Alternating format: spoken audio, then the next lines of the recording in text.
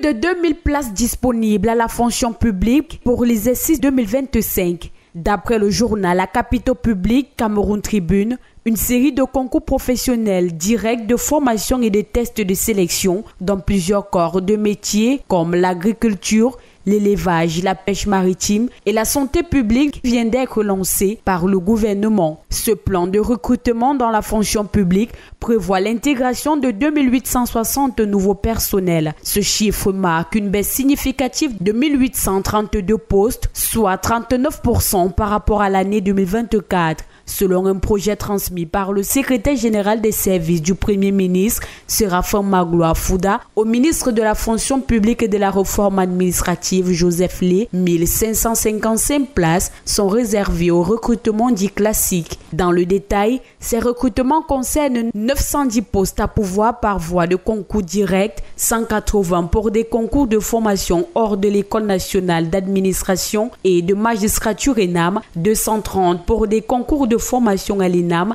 ainsi que 235 postes pour des agents publics recrutés via des tests de sélection directe. Parallèlement, 750 recrutements spéciaux sont prévus. Ils incluent 150 postes dans les universités de Garoua, Bertois et Bolova, 500 au sein de l'administration pénitentiaire, 80 au ministère de la Recherche scientifique et de l'innovation technologique et 20 au profit des diplômés de l'Institut d'économie et des finances. C'est à comprendre également le recrutement de 555 personnels sur la base des concours professionnels.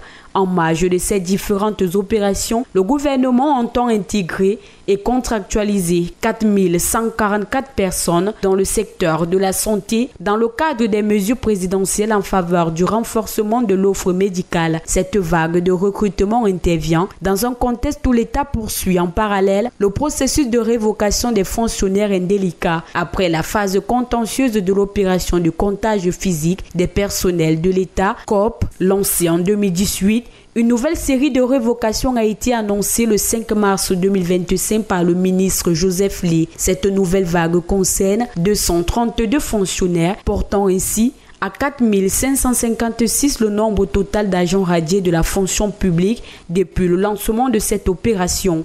Menée entre avril et juin 2018 par le ministère des Finances, la COP a permis de détecter et de supprimer près de 10 000 agents fictifs du fichier solde de l'État, générant ainsi une économie budgétaire annuelle estimée à 30 milliards de francs CFA dès 2019. Ce sont donc là des opportunités d'emploi à saisir par les jeunes Camerounais. Tout reste à espérer que cette opération de recrutement vienne atténuer le taux de chômage des jeunes déjà accru dans notre pays.